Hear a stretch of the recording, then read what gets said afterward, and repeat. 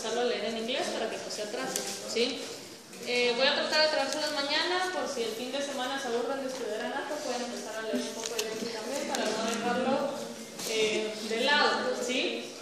Les subí la clase ayer, no se van a asustar, son 102 diapositivas, pero de esas 102 ya vamos casi 75, quiere decir que en la clase realmente les quedan 25 para el cuarto parcial, ¿sí? Para que no la hagan a sentir muy larga a la hora de verla, no se asusten.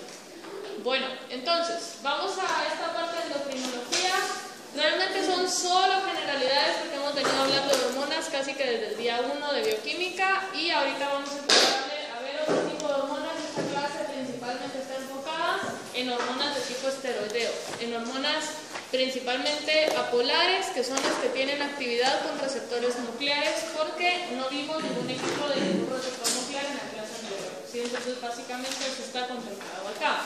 Entonces, el sistema endocrino proporciona comunicación entre células, los tejidos y los órganos. Es un sistema únicamente en animales completamente evolucionados. Ustedes saben que los organismos vivos que son unicelulares no tienen este tipo de comunicaciones. Y entonces está incluido por glándulas que secretan hormonas altamente especializadas. Cada glándula se especializa en un tipo de hormona en particular que van generando efectos diferentes en cada una de las células, dependiendo de quién sea la célula también. Tiene diferentes funciones, por ejemplo, está relacionado en el crecimiento y desarrollo a nivel del sistema óseo, por ejemplo, a nivel reproductivo con todas las hormonas esteroideas en este caso. La regulación en la homeostasia, por ejemplo, a nivel del cortisol, que vamos a ver que se involucra directamente en el metabolismo energético en cuanto a mantener niveles de concentración de glucosa plasmática. Luego, también tiene relación el cortisol como un método de respuesta ante el estrés, cuando el estrés genera una demanda de energía. Y también en el control del metabolismo intermediario y respuesta a estímulos externos, por ejemplo la producción de prolactina, que no necesariamente se necesita estar embarazado para poderla generar, embarazada mejor dicho, para poderla generar, sino únicamente va a ser una hormona que se secrete en cuanto a una respuesta a un estímulo externo. ¿Qué vamos a ver en esta clase? En esta clase vamos a ver la parte de las glándulas suprarrenales. No las vamos a ver todas porque algunas ya las hemos ido mencionando. Luego vamos a ver ejemplos generales de todas las hormonas reproductivas. No vamos a ver ejemplos, quiere decir que el ciclo menstrual y todo ese relajo de hormonas no lo vamos a ver, se los voy a dejar para fisiología. Luego vamos a ver hormona del crecimiento, pero la relación de la hormona del crecimiento con el metabolismo oxidativo. Y luego vamos a ver la parte de la producción de cortisol, ¿sí? Entonces básicamente son tiroideas, cortisol, la hormona del crecimiento, lo que está en esta clase. Las características generales de las hormonas pues ya las conocen, se deben de producir en pequeñas cantidades. Ya hablábamos acerca de la constante de disociación, que se requiere en pequeñas cantidades para generar un estímulo con las cascadas de amplificación. Vimos la amplificación que puede generar el glucagón. Con una pequeña cantidad de hormonas se genera una gran respuesta. Deben de ser liberadas al espacio extracelular. Esto no necesariamente indica que vayan a actuar a nivel extracelular. Deben viajar a través de la sangre, y el asterisco acá básicamente va relacionado porque algunas hormonas, principalmente las que vamos a ver en esta clase, requieren de transportadores, ¿sí? Necesitan proteínas específicas que ayuden a ese transporte de hormonas en sangre. Van a afectar a otros tejidos o al mismo tejido, y el efecto es directamente proporcional a la concentración. Mientras más concentración de hormona tengamos, el efecto va a ser mayor. Poseen un control homeostático estricto que regula la síntesis, secreción o sensibilidad de cada una de las células a las que ejerce efecto. Ustedes saben que hay diferentes formas que puede ser secretada la hormona y que está en relación a la función a quien recibe la señal, ¿sí? Entonces puede ser endocrino si las glándulas o células especializadas las van a liberar a la sangre para que lleguen a generar efecto a otra región. Puede ser paracrino, sí, gracias. Las células secretan sustancias que pasan a la sangre y van al líquido extracelular, perdón, no a la sangre, y afectan células vecinas, o sea, la comunicación es local. Un ejemplo en este caso podrían ser, por ejemplo, los factores de inflamación, donde la inflamación siempre va a ser localizada, ¿sí? La señal se está percibiendo únicamente a nivel de las células que se encuentran alrededor. Y el autocrino, que es cuando una célula secreta sustancias que afectan a su propio funcionamiento al unirse a los receptores de superficie celular. Básicamente vamos a ver en esta clase únicamente lo que es a nivel endocrino, a nivel de células especializadas que puedan generar señales hacia diferentes tejidos. Esta tabla que está acá es la derivación química de las hormonas, porque esta clase tiene cómo se van a sintetizar las hormonas. La mayoría sabemos que son péptidos o que son derivados de aminoácidos, entonces vamos a empezar a hablar en esta clase de forma un poco más específica a partir de qué aminoácido se sintetiza o cuáles son las modificaciones que cada hormona vaya necesitando para poder ser una hormona activa, ¿sí? Entonces básicamente están como clasificadas como las derivadas de aminoácidos, luego tenemos las derivadas de lípidos y las derivadas de otros compuestos químicos. Quiero que se fijen con las derivadas de aminoácidos, básicamente son hormonas de las que hemos venido hablando a lo largo de la clase, son las principales. Luego las derivadas de lípidos habíamos mencionado la mayoría de hormonas esteroideas que son derivadas de colesterol, pero están todas las que ejercen respuesta a nivel local, que es donde entrarían los factores de inflamación, o la respuesta, por ejemplo, de los tromboxanos A, que eran los activadores de las plaquetas, ¿se recuerdan de eso? Entonces, esos ejemplos indirectamente los hemos platicado, así que se salen de la clase.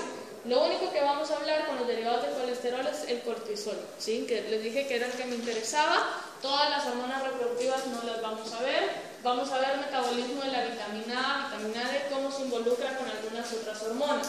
Y luego con los otros compuestos que son derivados de compuestos químicos, tenemos acá, si se fijan, la adenosina, que puede funcionar como un neurotransmisor. Entonces seguimos hablando de lo maravilloso y de todas las funciones que tiene el ATP. Tiene funciones de información, funciones de energía, y ahora estamos viendo que también puede servir como transductor de señales, ¿sí?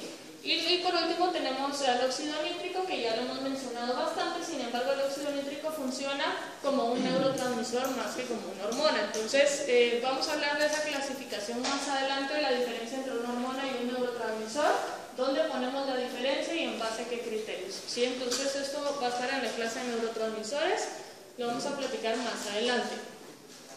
Hay diferentes tipos de hormonas, ya las vimos ahorita en base a la clasificación, dependiendo de derivados de que sean, pero básicamente las podemos dividir en dos tipos. ¿Cuáles son?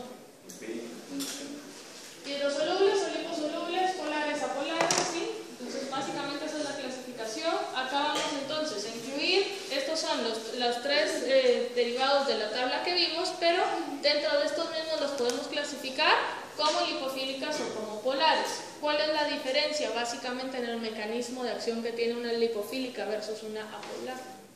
Una apolar. ¿Perdón? ¿Y el otro?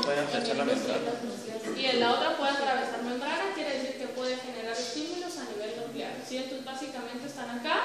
Las lipofílicas van a ser las esteroideas y las tiroideas, y las polares, que serían pues básicamente todas las demás, todas las que no sean derivadas de colesterol, ni prostaglandinas, ni tromboxanos. Las esteroideas pueden ser producidas a nivel de corteza suprarrenal, que es donde entraría la parte del cortisol, o a nivel gonadal, que es donde entrarían todas las reproductivas, ¿sí? Entonces acá de la corteza suprarrenal pueden ser corticosteroides o mineralocorticosteroides. ¿Así es? Sí, mineralocorticoides. ¿Cómo? Mineralocorticoides. Eso, sí, se me trabó la lengua, ahorita no va a salir la palabra. Pues pueden ser de estos dos, ¿sí? Cortisol es principalmente corticosteroide, que es lo que vamos a ver, porque el otro tipo ya lo tratamos básicamente cuando vimos función renal, ¿sí? Entonces, como comentábamos hace un momento, muchas hormonas, principalmente la lipofílica, requieren de un transportador sanguíneo, y es porque las hormonas pequeñas o hidrofóbicas se van a transportar unidas a proteínas transportadoras, por ejemplo la transportadora de las tiroideas o la transportadora de cortisol, porque ambas son liposolubles. Las proteínas de transporte aumentan la vida media biológica y la concentración plasmática. ¿Qué quiere decir esto? El segundo párrafo.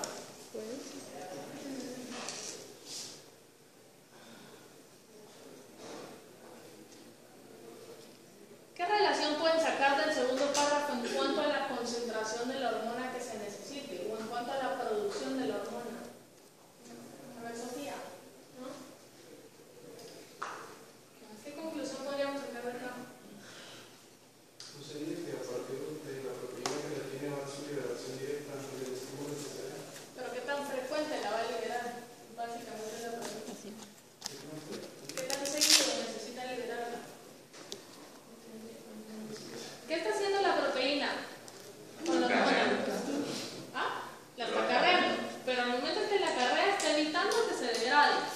hace eso en cuanto a la cantidad o a la frecuencia de hormonas que yo estoy liberando.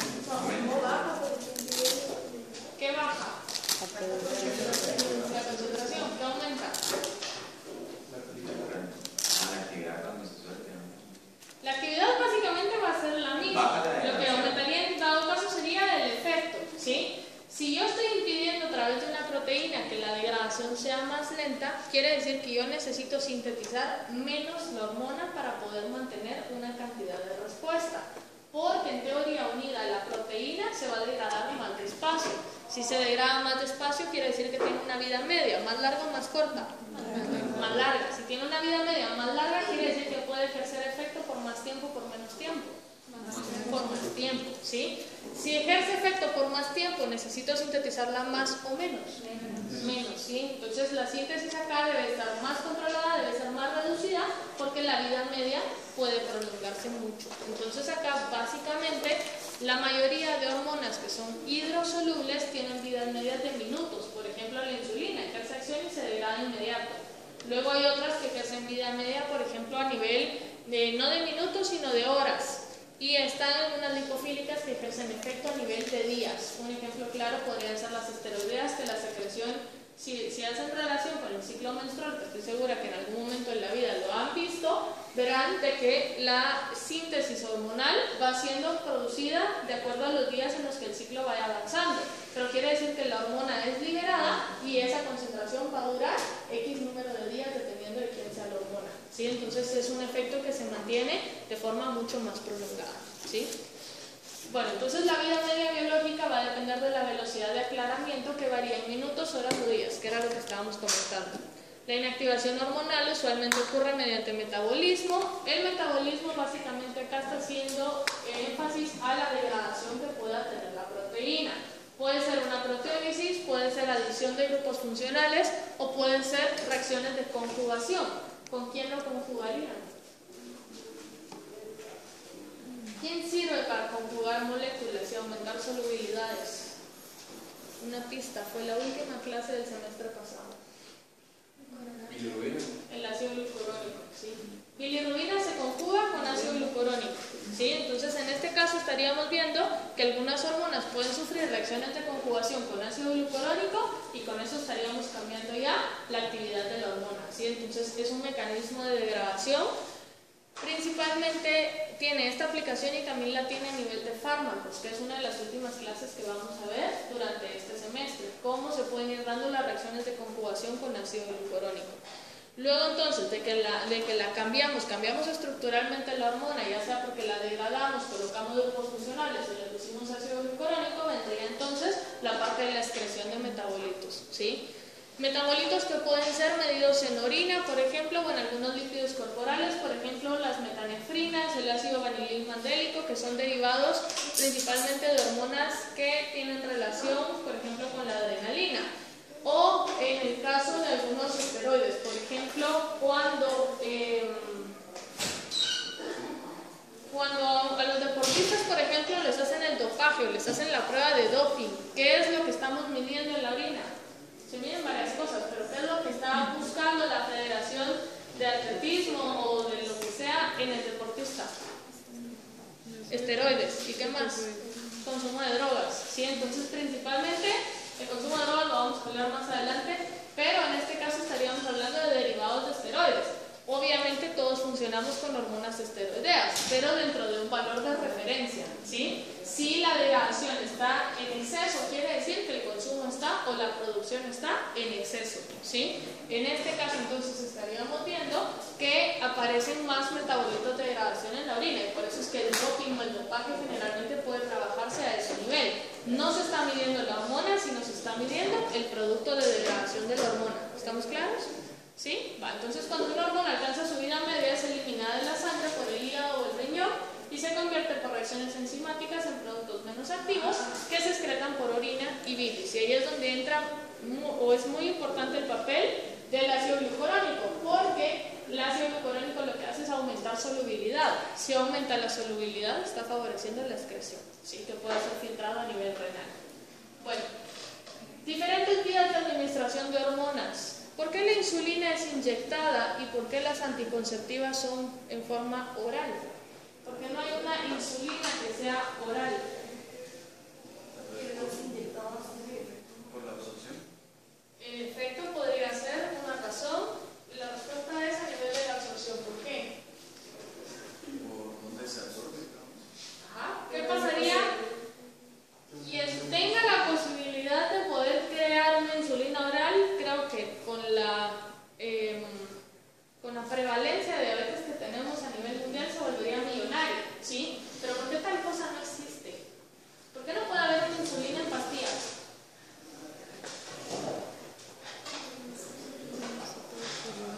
¿Qué se les ocurre? A ver, tenga relación con lo que dijo Diego, la absorción. ¿Pero qué pasa? ¿Qué tiene la absorción? ¿Cómo va a entrar la insulina? ¿La insulina es hidrofílica o es apolar?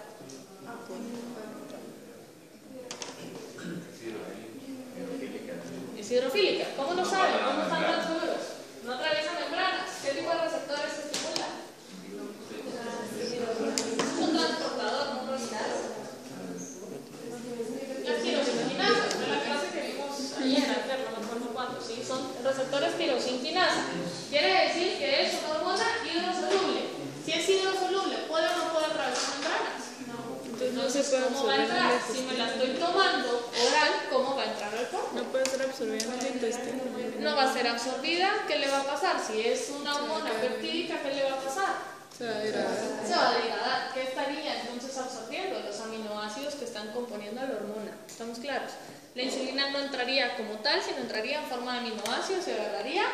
Saber qué destino dentro de la célula, ¿sí? Tendríamos que regresar a la clase de la parte del ciclo de Lorea para poder ver a dónde podría entrar ese aminoácido, ¿sí? Nos desviaríamos del tema en ese punto. Porque las hormonas anticonceptivas, que son básicamente esteroides, sí pueden ser utilizados por vía oral. Son lípidos, quiere decir que la absorción principalmente ¿en dónde se va a dar? A nivel de estómago, ¿sí? A nivel de estómago, una pequeña porción a nivel de intestino, no va a haber degradación, sino que va a haber emulsión. Si se recuerdan, la emulsión básicamente era generar micelas con bilis para que pudieran ser absorbidas tal cual los lípidos a la célula. ¿Se recuerdan eso? ¿Sí? Va. Entonces, en ese caso, la hormona estaría entrando como tal. No es necesario inyectarla.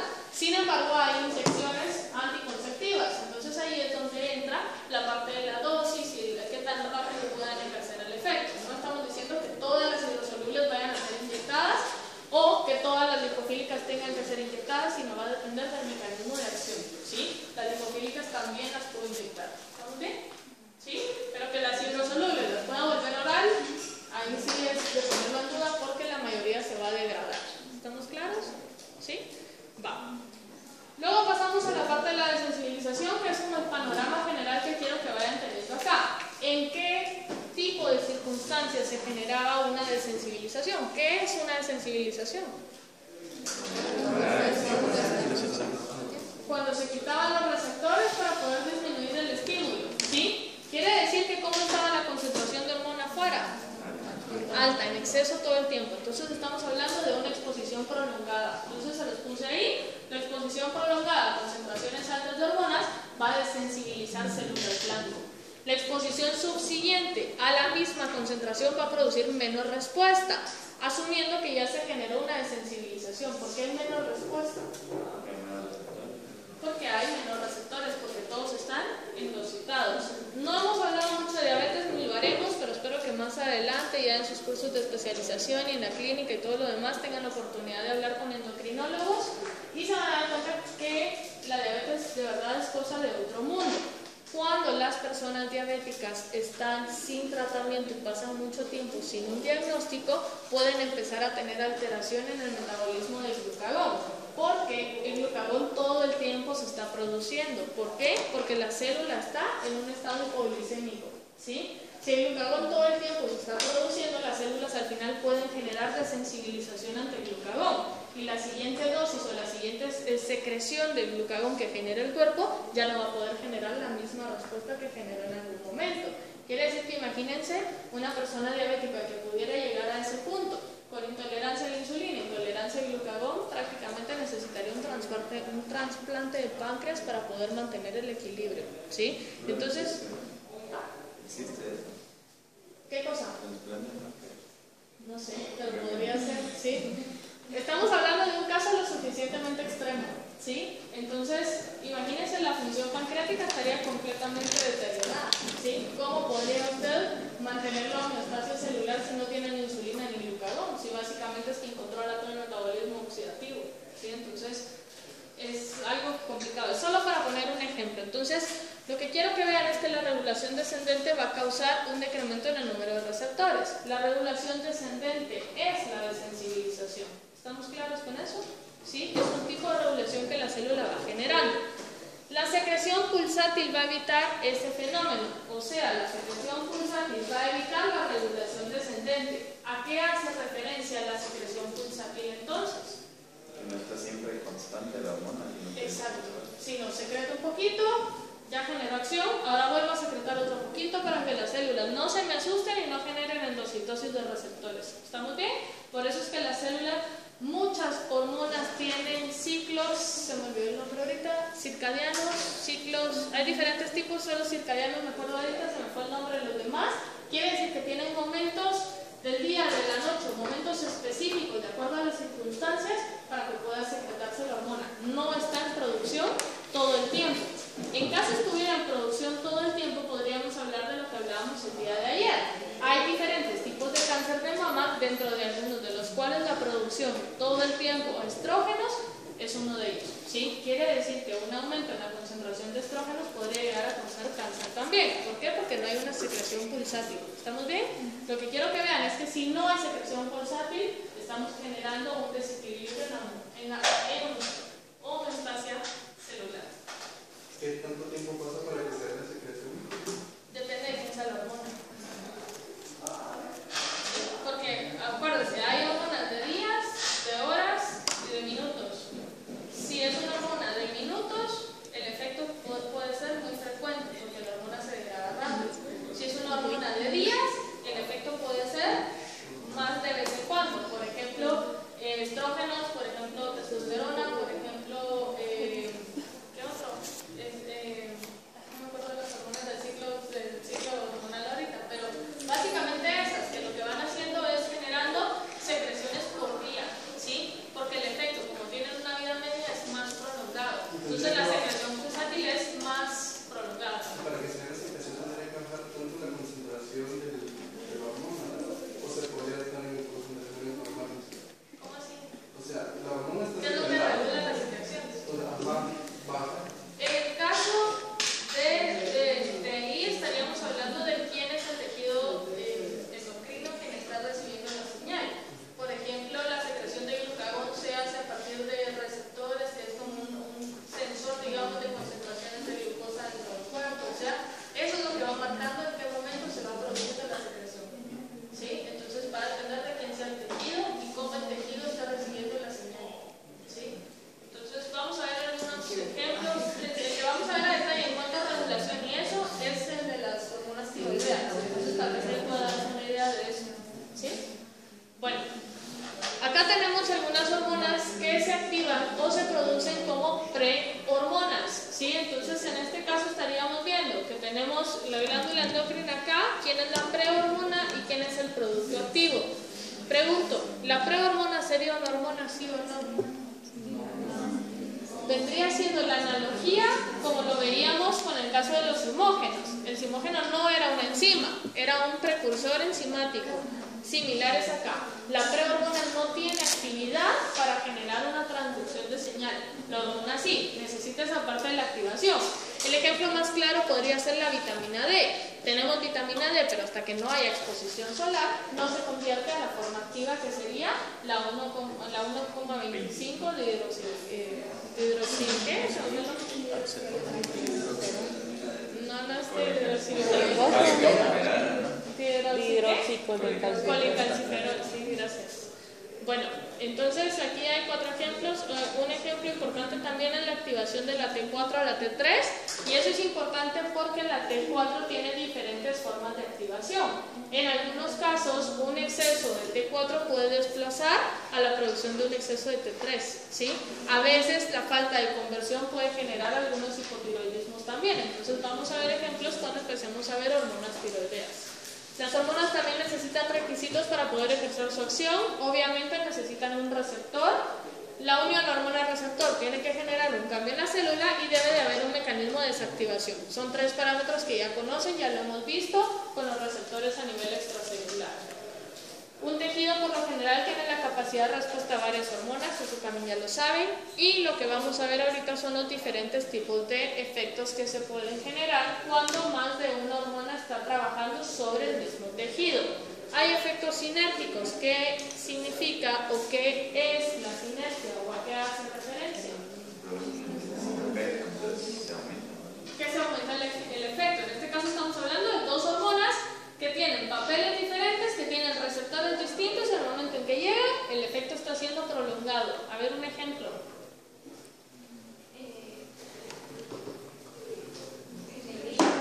En el hígado. ¿Quién?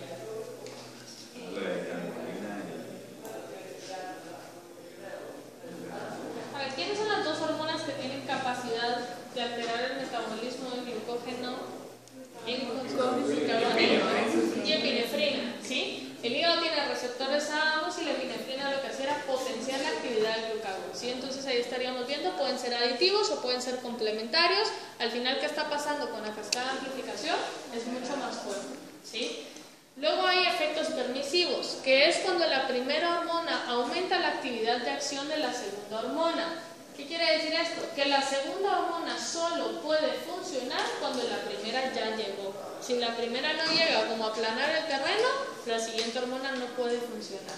Y luego tenemos efectos antagonistas que son acciones contrarias, o sea, podría ser insulina-glucagón. Insulina permitiendo el paso de todas las fosfatasas, glucagón activando todas las quinasas, por ejemplo, ¿sí? Bueno. El mecanismo de acción hormonal se clasifica según la forma de generar respuesta. Hay respuestas de segundo mensajero, que son todas las que ya vimos, los tirosiquinasas, los JAK-STAT, los asociados a proteínas GS, GI, GQ, etc. Y las uniones a proteínas de receptores nucleares, que les dije es en lo que nos vamos a enfocar en esta presentación, ¿sí? Bueno, entonces vamos con las hormonas nucleares ahora. Las lipofílicas se transportan fijas a proteínas transportadoras en el plasma. Ya pusimos ejemplos, la de unión a la tiroglobulina, la de unión al cortisol. Deben disociarse de su proteína antes de atravesar la membrana. ¿Por qué?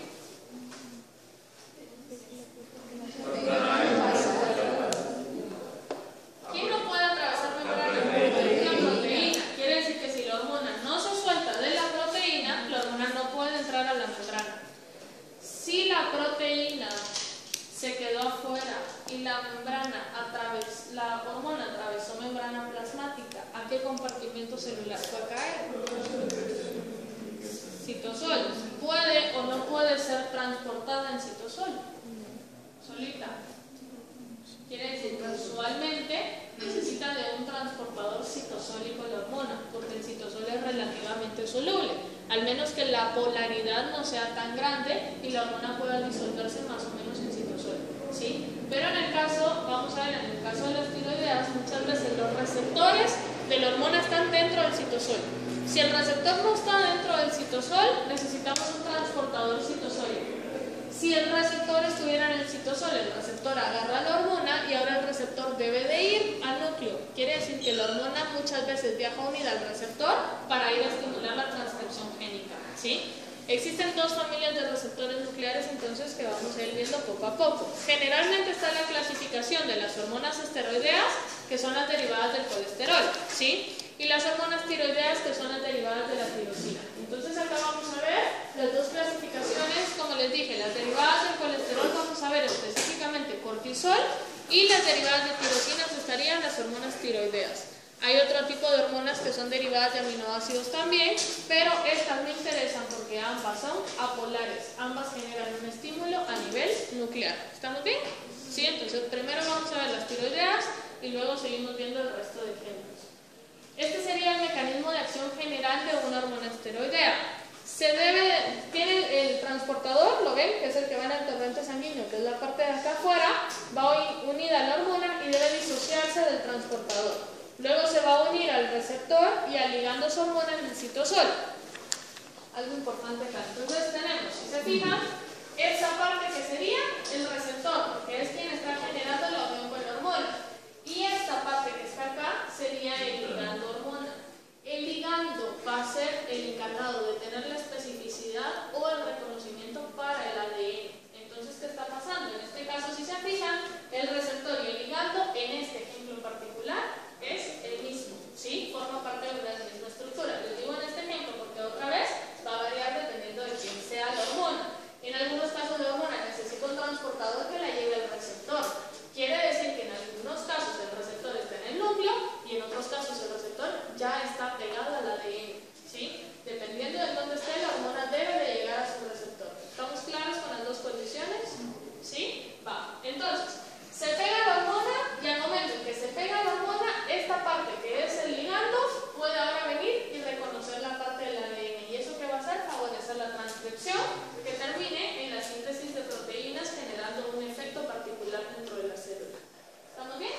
¿Sí? Entonces, esa parte es la parte de la translocación al núcleo. A veces lo puede hacer el receptor, a veces debe de hacerlo el transportador, a veces lo hace solo la hormona, dependiendo de quién sea.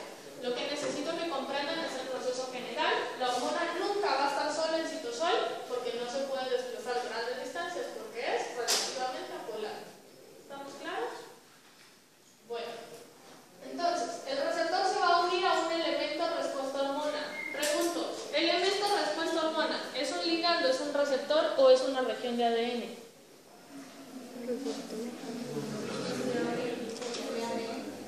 Es una región de ADN. El elemento respuesta hormona es una región de ADN que va a responder en cuanto a el receptor con la hormona se una o en cuanto el receptor se active. ¿Estamos bien? ¿Sí?